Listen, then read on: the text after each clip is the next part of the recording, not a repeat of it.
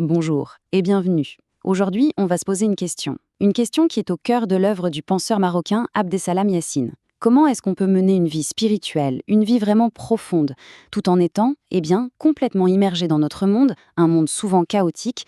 C'est ce qu'on va explorer ensemble à travers son texte Rappel à l'essentiel. Et oui, cette question, elle est vraiment fondamentale. Tout le travail de Yacine, en fait, tourne autour de ça. Comment on fait pour concilier cette recherche intérieure, très personnelle, avec une action concrète dans la société, une société qui, on le sait, est loin d'être parfaite. C'est vraiment le défi qui est au cœur de toute sa pensée, de toute sa méthode. Et attention, pour Yassine, ce n'est pas juste une question de philo ou un truc abstrait, non, non. C'est carrément le projet de toute sa vie. Son but, c'était de trouver un chemin, une voie vraiment concrète, pour que notre quête de sens à l'intérieur et notre action à l'extérieur ne fassent plus qu'un. D'ailleurs, cette citation de Nadia Yassine dans la préface, elle résume ça à la perfection. Le chemin vers Dieu, il passe par le monde d'ici-bas. Il y est ancré. L'idée, c'est pas du tout de fuir le monde, c'est tout le contraire, il faut s'y plonger, s'y impliquer. Et ça, c'est un vrai changement de perspective, c'est même la clé pour comprendre toute sa pensée. Alors, face à ce défi immense, Abdeslam Yassine, il n'est pas resté dans la théorie. Il a agi. Il a carrément fondé un mouvement, justice et spiritualité. Mais, et c'est là que c'est intéressant, comme un bon médecin, avant de proposer un remède, il a d'abord voulu comprendre le mal. Il a posé un diagnostic très précis sur la fracture qu'il voyait dans la société. Et son diagnostic, c'est qu'il y avait deux grandes voies, qui pour lui n'allaient pas. D'un côté, on avait un certain soufisme, très centré sur la purification intérieure, au point de parfois se couper complètement du monde et de ses problèmes. Et de l'autre côté, on avait un activisme purement politique qui lui oubliait complètement la dimension spirituelle, le travail sur soi. En gros, pour Yassine, les deux étaient des impasses. La solution n'était ni dans l'un, ni dans l'autre. Mais d'où vient cette séparation? Pour Yassine, il faut remonter à ce qu'il appelle la rupture historique. C'est un concept clé. C'est le moment dans l'histoire de l'islam où le pouvoir politique a en quelque sorte perdu sa boussole spirituelle. Il a cessé de servir un idéal plus grand pour devenir sa propre finalité. Et c'est cette cassure, cette scission profonde entre le politique et le spirituel que Yassine a voulu réparer. Ok, donc on a le diagnostic. Mais alors, quel est le remède? Comment on fait pour recoller les morceaux? Eh bien, Yacine ne se contente pas d'une belle théorie. Il propose quelque chose de très concret, une méthode prophétique. C'est tout un ensemble de principes, de pratiques, pensés spécifiquement pour retisser le lien entre la vie spirituelle et l'action dans le monde. Et cette méthode, il l'a résumée en 10 vertus fondamentales. Ce n'est pas une liste de commandements rigides, attention. C'est plutôt une sorte de boussole, un guide pour se transformer soi-même, mais aussi pour transformer la société.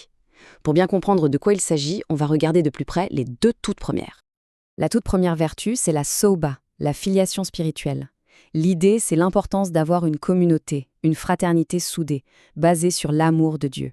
Mais, et c'est ça qui est crucial, cette fraternité ne suffit pas.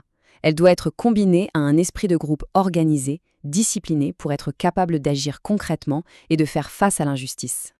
Ensuite, la deuxième vertu, c'est le vikr, la souvenance de Dieu.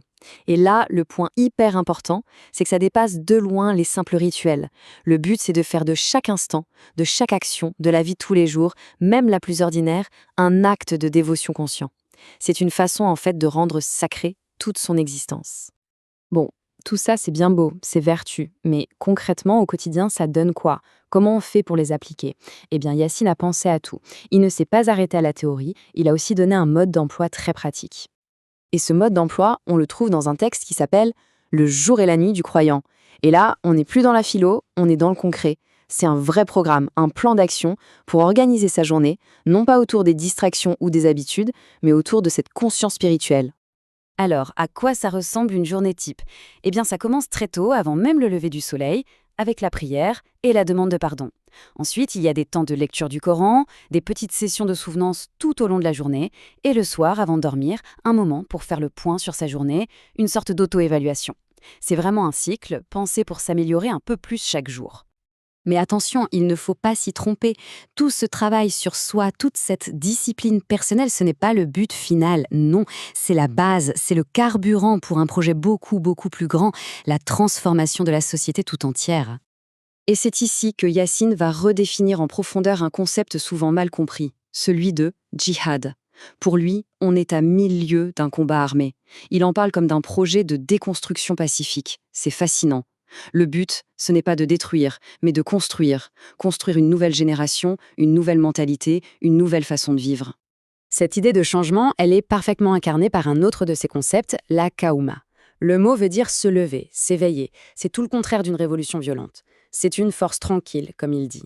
Un processus long, patient, pacifique, qui passe par l'éducation, par l'éveil des consciences, pour transformer la société de l'intérieur. Au final, le but de tout ce cheminement, l'objectif ultime de la méthode, c'est d'atteindre un état qu'on appelle l'ihsan.